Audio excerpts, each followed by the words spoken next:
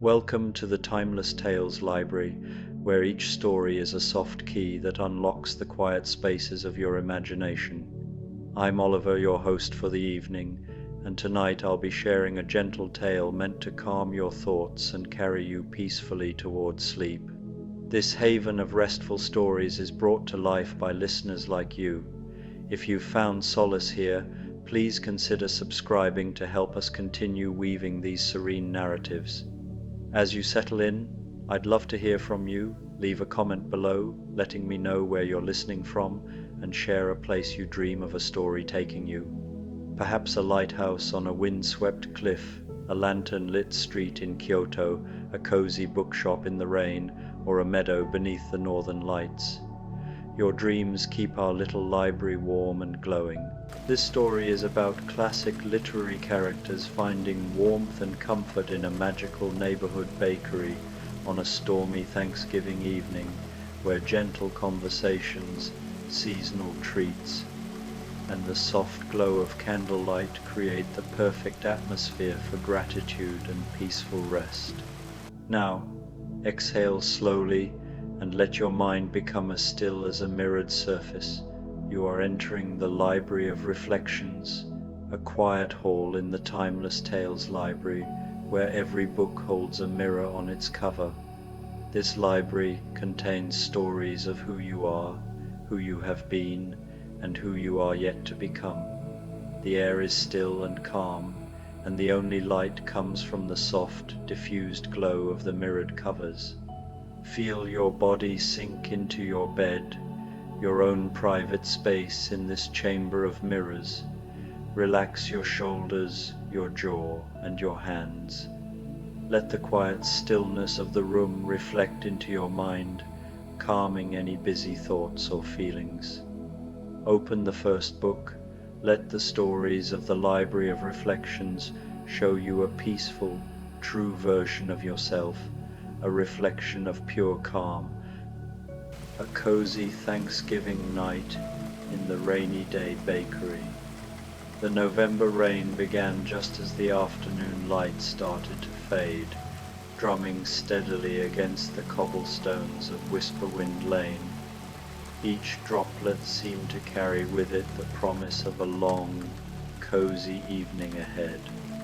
At the corner where the old gas lamp cast its golden circle of light, the rainy day Thanksgiving bakery glowed like a warm beacon through the gathering dusk. Inside, the air was thick with the most wonderful scents, cinnamon and nutmeg dancing with brown butter, the sweet perfume of roasting pumpkins mingling with the rich aroma of fresh-baked bread.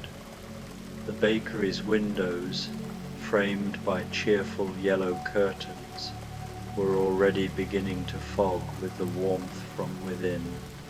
Soft lamplight flickered across shelves lined with golden loaves, russet-colored tarts, and platters of cookies that seemed to glow like autumn leaves. The mysterious baker, whose gentle presence could always be felt but never quite glimpsed, had been working since dawn. Thanksgiving was tomorrow, but tonight, this stormy, magical evening, would be for those who needed warmth most.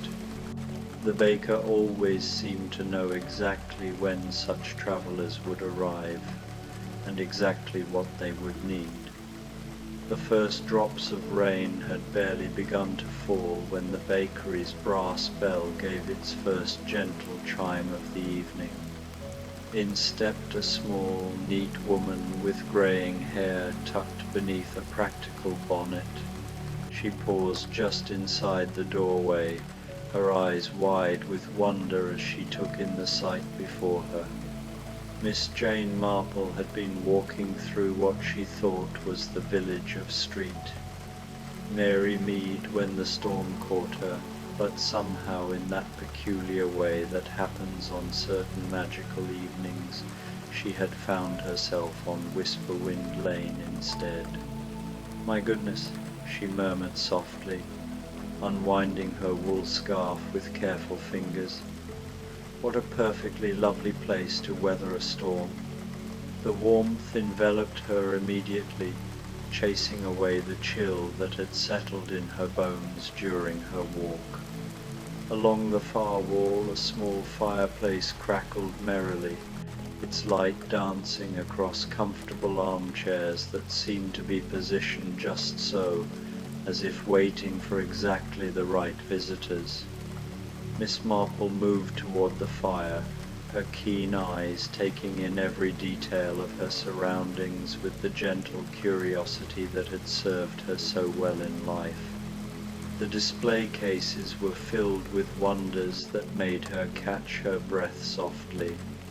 There were pies with latticed crusts that looked like intricate lacework, their golden surfaces gleaming in the lamplight.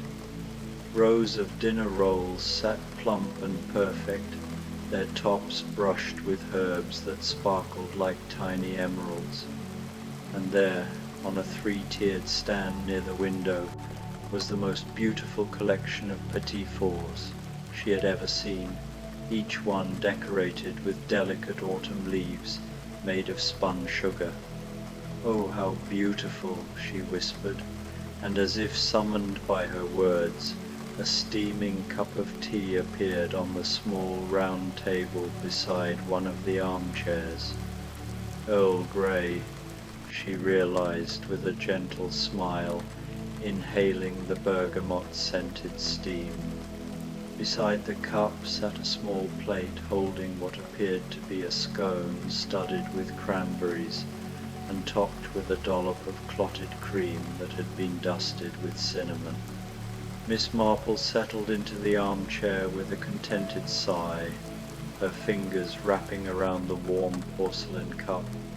The rain continued its gentle percussion against the windows, but here by the fire, with the scone's buttery warmth melting on her tongue, she felt more peaceful than she had in months. There was something about this place, something that reminded her of all the best parts of home, of safety, of belonging. She had just taken her second sip of tea when the bell chimed again, and in stepped a tall, distinguished gentleman with silver hair and clothes that spoke of careful attention to detail. He paused in the doorway much as she had, and Miss Marple recognized something in his expression, that same mixture of surprise and delight that she imagined had crossed her own face moments before. "Good evening," said Hercule Poirot, inclining his head politely as he stepped fully into the bakery's warmth. His accent carried the musical cadence of Belgium, and his eyes, bright with intelligence and kindness, swept the room with obvious appreciation. "Forgive the intrusion, but the storm, she is most persistent tonight." "Oh, not an intrusion at all," Miss Marple replied warmly, gesturing to the chair across from hers. "I have a feeling this lovely bakery is meant to be shared on an evening like this. I'm Jane Marple, and you're most welcome to join me by the fire. Hercule Poirot, at your service, mademoiselle." He approached with that careful, precise way of moving that spoke of a man who noticed everything around him. "This place, it is most remarkable, non? I was walking through what I believed to be the streets of London when the rain began, and yet here I find myself in what appears to be a little piece of paradise." As if responding to his presence, another cup appeared on the table between them, this one filled with what could only be hot chocolate, rich and dark, with a small mountain of whipped cream floating on top. Beside it sat a plate containing what appeared to be Pain-Aug's raisins, the pastry golden and flaky, with raisins that gleamed like tiny jewels in the firelight. Poirot settled into his chair with obvious pleasure, his moustaches twitching with delight, as he inhaled the chocolate's aroma. "Magnifique," he murmured. It has been too long since Poirot has had the opportunity to simply sit by a fire and enjoy such simple pleasures. "Simple pleasures," Miss Marple repeated thoughtfully, watching the flames dance in the grate. "Yes, I think those are often the most precious ones, aren't they? The warmth of a fire, a perfect cup of tea, the sound of rain when you're safe and dry inside." They sat in comfortable silence for several minutes, each lost in their own quiet contentment. The bakery seemed to breathe around them, filled with gentle sounds, the soft hiss of steam from the kitchen, the whisper of settling logs in the fireplace, the rhythmic patter of rain against glass that was like the most soothing lullaby. When the bell chimed for the third time that evening, both of them looked up with interest rather than surprise. They were beginning to understand that this was that kind of place, the sort where unexpected meetings were not really unexpected at all, but rather part of some greater design. The woman who entered was younger than either of them, with intelligent dark eyes and a bearing that spoke of both strength and gentleness. She wore a practical travelling dress and carried herself with the quiet confidence of someone accustomed to making her own way in the world. "Good evening," she said, her voice carrying just a hint of an American accent as she untied the ribbons of her rain-dampened bonnet. "I hope you don't mind my taking shelter here. The storm caught me quite suddenly." "Not at all, my dear," Miss Marple replied immediately. "Please, do come and join us. I'm Jane Marple, and this is Monsieur Hercule Poirot. We've found this to be the most welcoming place imaginable." "Joe March," the young woman replied, moving toward their little circle by the fire. "Well, Jobert now, I suppose, though I still think of myself as Joe March most of the time." Her smile was warm and genuine, lighting up her whole face. "I was walking home from visiting a friend when the rain began, and somehow I found myself on a street I'd never seen before. But what a fortunate wrong turn it seems to have been." As she spoke, a third cup appeared on their table, this one filled with what smelled like spiced cider, steam rising from its surface in delicate spirals that carried hints of cloves and allspice. Beside it sat a small basket lined with a red checkered cloth, containing what appeared to be miniature pumpkin muffins, each one topped with a swirl of cream cheese frosting and a candied ginger chip that caught the light like amber. Jo settled into the third armchair that seemed to have appeared just when it was needed, and wrapped her hands around the warm mug with obvious pleasure. "Oh, this is heavenly," she sighed. "There's nothing quite like the perfect drink on a stormy evening, is there?" "Indeed," Poirot agreed, raising his cup of chocolate in a small toast. "To unexpected shelters and new acquaintances. To Thanksgiving Eve," Miss Marple added gently, "and the grateful hearts that bring us together."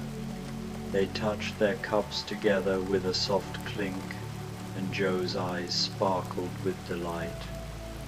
A Thanksgiving toast, how perfect. "You know, I was just thinking as I walked in the rain about all the things I'm grateful for this year. My writing is going well, my husband is healthy, my sisters are thriving, but I never expected to add finding a magical bakery full of kind strangers to my list." The conversation that followed was like the gentle unfolding of flower petals. They spoke of travels and adventures, of the books they loved and the places they'd seen. Miss Marple shared stories of her garden in Street Mary Mead, describing the way the chrysanthemums looked in the autumn light and how the village children had helped her harvest pumpkins for jack-o'-lanterns.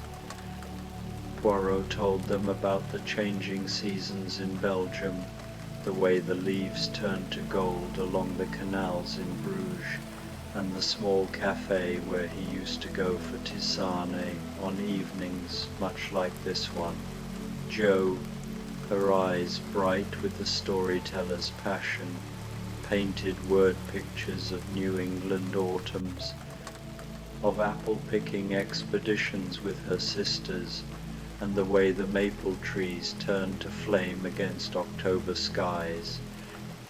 She spoke of the stories she was working on, tales of families and love, and the small moments that make life meaningful. As they talked, the mysterious baker continued to provide exactly what they needed. Fresh treats appeared on their table, as if by magic. Delicate butter cookies, shaped like oak leaves and acorns, a selection of tea cakes that tasted of honey and vanilla, small tarts filled with spiced pear compote that seemed to capture the very essence of autumn in every bite. The storm outside had settled into a steady, gentle rhythm that was more soothing than disruptive. The bakery's windows glowed like warm lanterns in the darkness, and inside, the three friends had created their own little world of companionship and comfort. It was just after 8 o'clock when the bell chimed again, and this time the figure who stepped through the door was taller than the others, with silver hair and a bearing that spoke of adventure and long journeys. Captain Ahab paused in the doorway, his weathered hands still gripping his walking stick, his eyes scanning the warm interior with an expression of wonder that softened his usually stern features. "Good evening, Captain," Miss Marple said gently, somehow knowing instinctively who he was and what title to use. There was something about the way he carried himself, the way his eyes held the distant look of someone who had spent years staring out at horizons. "Please, come and warm yourself by our fire." The old sea captain's expression shifted from wariness to something approaching gratitude. "You are most kind," he said, his deep voice carrying the cadence of someone accustomed to being heard over wind and wave. "I was walking the harbor when the storm struck, and found myself not where I expected to be. None of us are where we expected to be this evening," Jo observed with a smile, gesturing to the chair that had appeared beside hers. "But isn't that sometimes the most wonderful kind of surprise?" Captain Ahab moved slowly toward their circle, leaning heavily on his walking stick. As he settled into the offered chair, he seemed to release some burden he had been carrying, his shoulders relaxing as the firelight warmed his weathered face. Almost immediately, a large mug appeared at his elbow, not delicate porcelain like the others, but sturdy ceramic that looked as though it could weather any storm. The liquid inside was dark and rich, smelling of rum and spices, with steam that rose in warming spirals.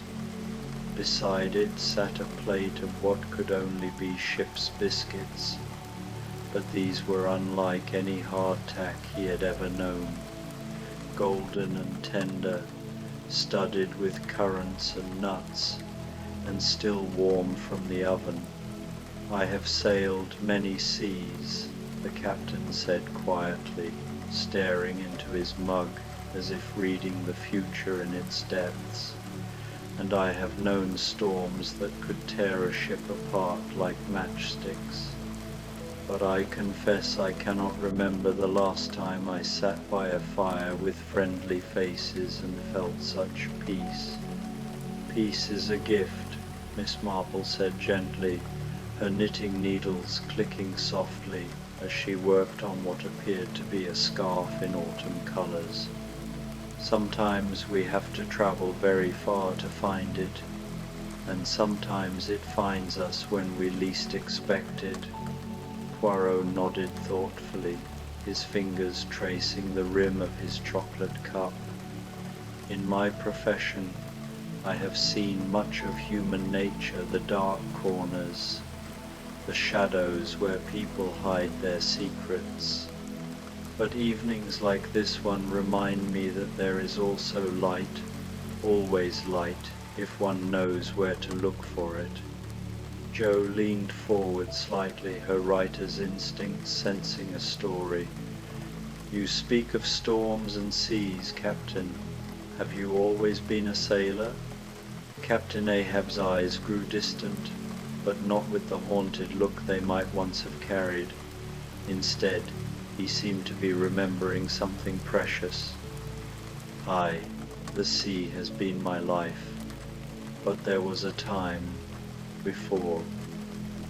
Well, before I lost my way in anger and obsession.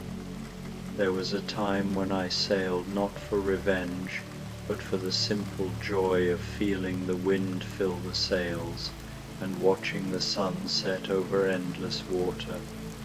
He took a long sip of his drink, and the warmth seemed to chase some old chill from his bones. I had forgotten that feeling until tonight. Sitting here, listening to the rain instead of fighting it, it brings back memories of better times. The conversation that followed was gentler than any the old captain had known in years. They spoke of the sea, but not of its dangers, rather of its beauty. Miss Marple shared memories of walking along the English coast, collecting shells and sea glass while watching the waves. Jo told stories of childhood summers at the shore, building sandcastles with her sisters and hunting for treasure in tidal pools.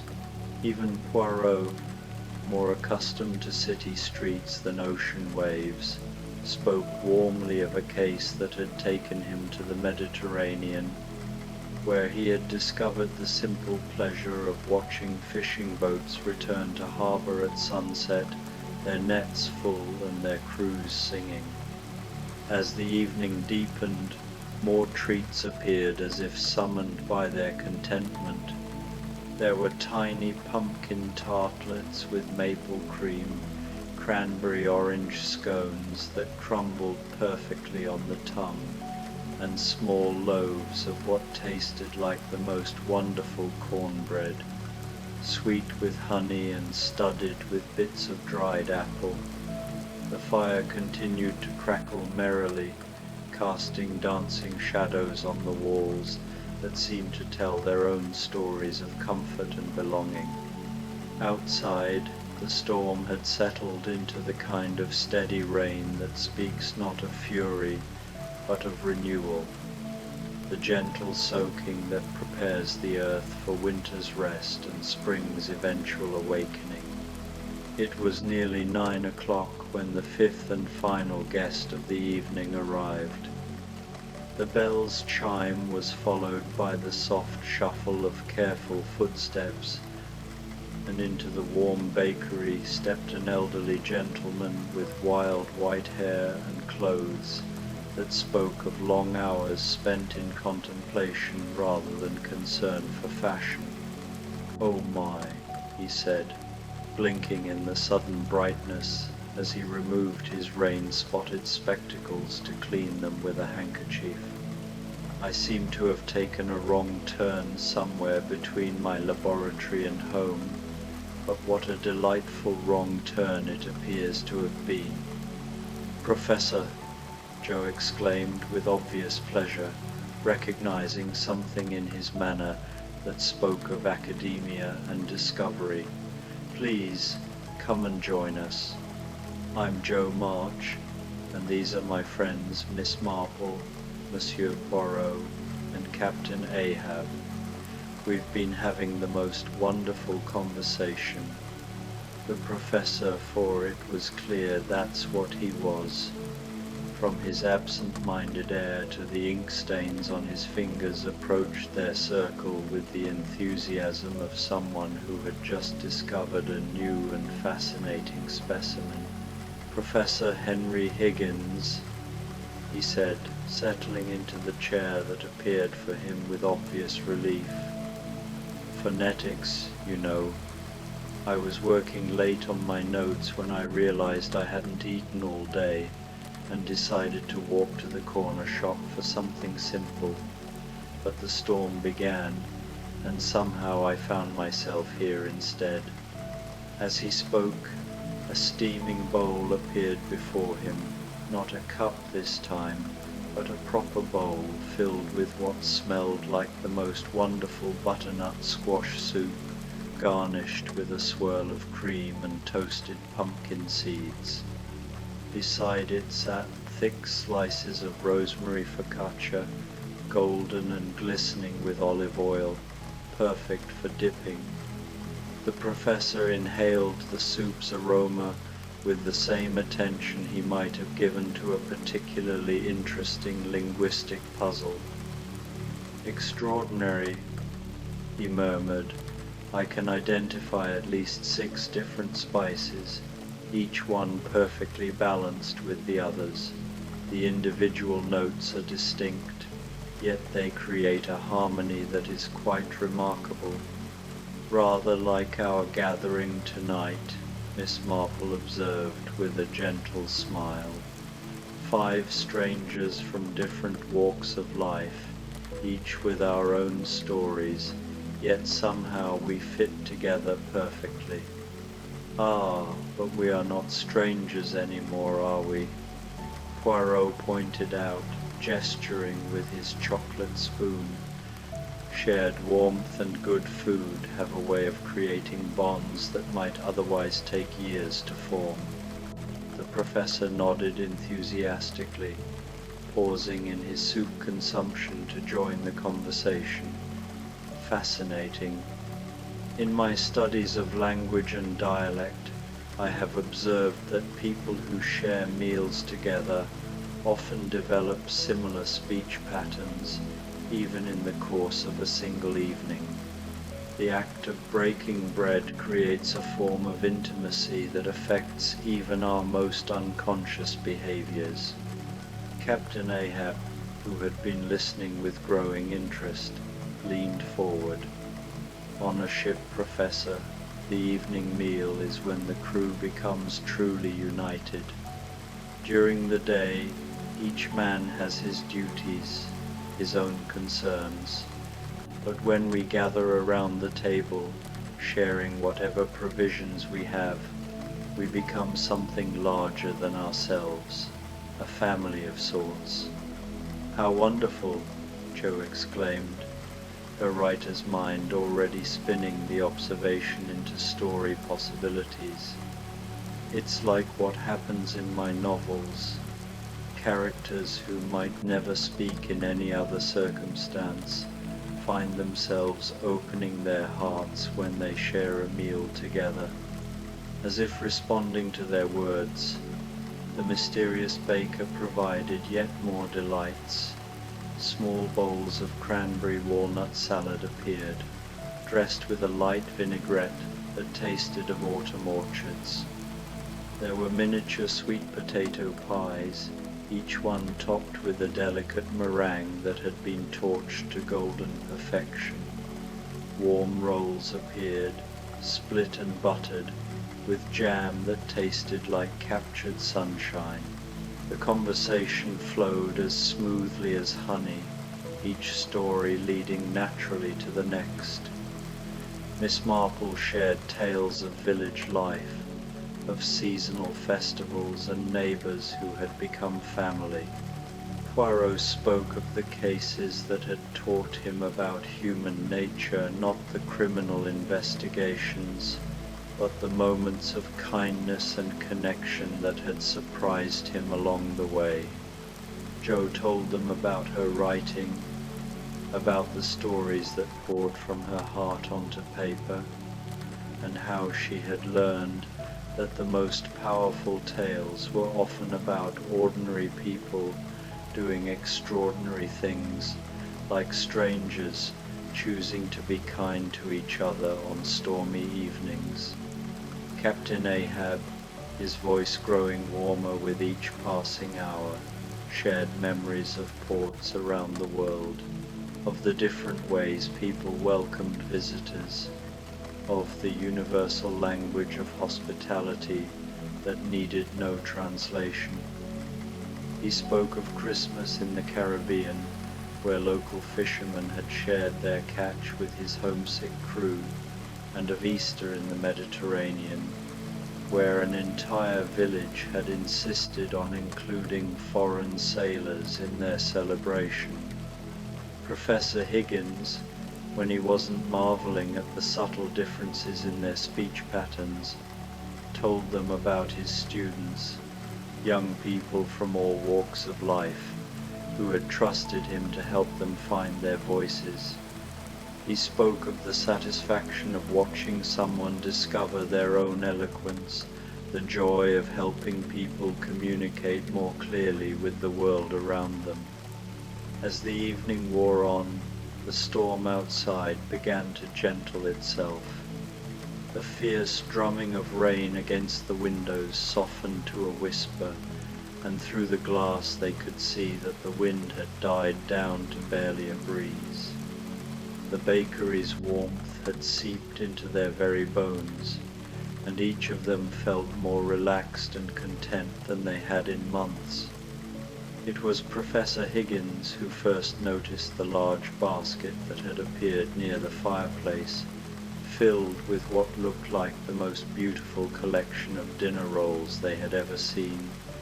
Each roll was golden and perfectly formed, some studded with herbs, others glazed with honey, still others topped with seeds that sparkled like tiny gems.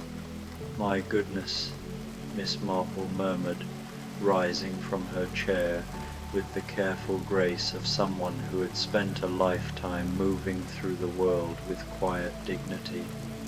"I believe our mysterious baker has provided us with a feast worthy of Thanksgiving itself." They gathered around the basket, each taking a roll and breaking it open to release clouds of fragrant steam.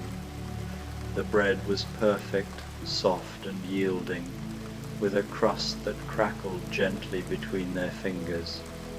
As they tasted, each found something different.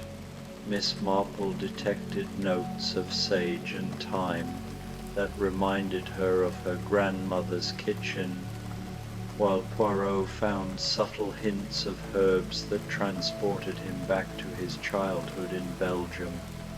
Jo's roll seemed to capture the essence of New England harvest time, with undertones of apple and maple that made her think of crisp October mornings and the sound of leaves rustling underfoot. Captain Ahab found in his bread the comfort of ports where he had been welcomed, the taste of hospitality offered without expectation of return.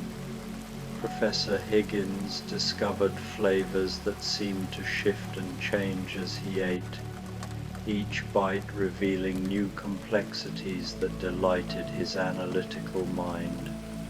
"This," said Captain Ahab quietly, "is what gratitude tastes like." They stood in a loose circle around the fireplace, each holding their piece of bread, and for a moment the bakery was filled with the kind of profound silence that speaks of deep contentment. Outside, the last of the rain was tapering off, leaving only the gentle drip of water from eaves and the soft whisper of wind through trees. "You know," Joe said softly, "I came out tonight feeling rather lonely. My husband is away on business, and the house seemed too quiet for such a meaningful evening. But now, I feel as though I've been given the most wonderful gift." "The gift of unexpected friendship," Miss Marple agreed, settling back into her chair with a contented sigh. "It's remarkable how the world can surprise us when we least expect it." Poirot nodded, his moustaches twitching with satisfaction. "I have solved many mysteries in my career, but tonight I am content to simply enjoy the mystery of how 5 strangers can become friends in the space of a single evening." Professor Higgins, ever the academic, had been observing their group with the fascination of a researcher who had stumbled upon a particularly interesting phenomenon. "In my studies," he said thoughtfully, "I have learned that true communication happens not just through words, but through shared experience. Tonight we have created our own language, one of comfort, acceptance, and gratitude." Captain Ahab leaned back in his chair and closed his eyes, but his face held none of the tension that had marked it for so many years. Instead, there was peace there, the kind that comes from finally finding safe harbor. Professor Higgins had taken out a small notebook and was making gentle observations about the evening's conversations, but his writing grew slower and drowsier with each passing minute. The bakery itself seemed to be settling down for the night. The warm glow from the cases grew softer, the scents of baking bread and spiced cider mellowed into something even more soothing, and the very air seemed to hum with contentment. Outside, Whisperwind Lane sparkled with the clean freshness that follows a good rain. The cobblestones gleamed under the gas lamps, and somewhere in the distance a church bell chimed 10 o'clock. But inside the rainy day Thanksgiving bakery, time seemed to have slowed to the gentle rhythm of breathing, of settling, of perfect peace. As the evening drew toward its close, each of the 5 friends felt a deep gratitude settling into their bones, not just for the wonderful food and warm shelter, but for the unexpected gift of connection they had found with each other. They had arrived as strangers, seeking nothing more than refuge from a storm, but they were leaving as friends, their hearts full of the knowledge that kindness exists everywhere if we only have eyes to see it. The mysterious baker, still unseen but deeply felt, seemed to smile with satisfaction. Another perfect evening had unfolded in the bakery's warm embrace. Another group of weary travelers had found exactly what they needed. Tomorrow would bring new adventures, new challenges, new journeys, but tonight had been about arriving, about resting, about the simple joy of shared warmth and friendly conversation. Miss Marple's knitting needles grew still in her hands. Jo's head tilted gently against the wing of her chair. Poirot's breathing deepened into the rhythm of approaching sleep. Captain Ahab's weathered features relaxed completely as decades of tension finally melted away. Professor Higgins's notebook slipped from his fingers as he surrendered to the perfect peace of the evening. One by one, they drifted toward sleep, each wrapped in the warmth of the bakery's embrace and the knowledge that they were exactly where they needed to be. Outside, the stars grew brighter as the last of the clouds drifted away, and a gentle breeze carried the promise of a beautiful Thanksgiving Day ahead. In the rainy day Thanksgiving bakery, 5 grateful hearts had found their perfect shelter from the storm, and in finding it, had discovered something even more precious, the knowledge that no matter how far we travel or how many storms we weather, there is always a place where kindness waits, where warmth can be found, and where strangers can become friends over the simple sharing of bread and gratitude. The fire settled into glowing embers, the last of the tea grew cold in forgotten cups, and outside the stars shone down on a world made fresh and clean by the storm's passage.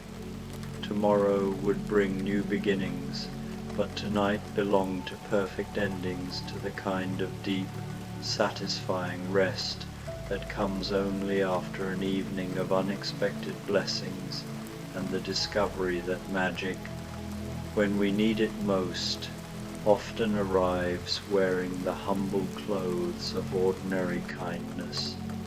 And so they slept, the 5 friends who had found each other in a magical bakery on a stormy Thanksgiving Eve, their dreams filled with warmth and light, and the certain knowledge that the world, despite all its storms, remains a place where wonderful things can happen to those who remain open to wonder.